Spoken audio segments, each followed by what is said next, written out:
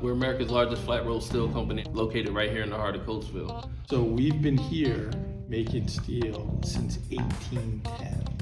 When I'm looking for an employee, I first look for the qualities that we already have, which are outgoing people, pretty much people that have a passion for making steel, have a lot of customer relations and understand the quality of material that we put out is a representation of the company that you work for, and dependable people.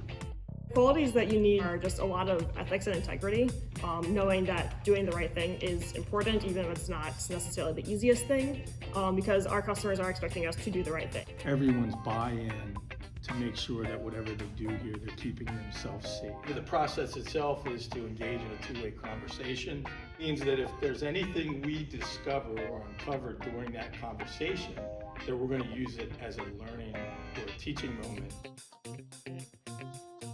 It's the things you can't anticipate or expect. Some things don't always go right just because that is the nature of the process. Well, my favorite thing about being in manufacturing, especially what I like about this company, is the fact that we can see products. I think the neatest thing about this place is that we're what's called an integrated plant, which means we do everything from start to finish here.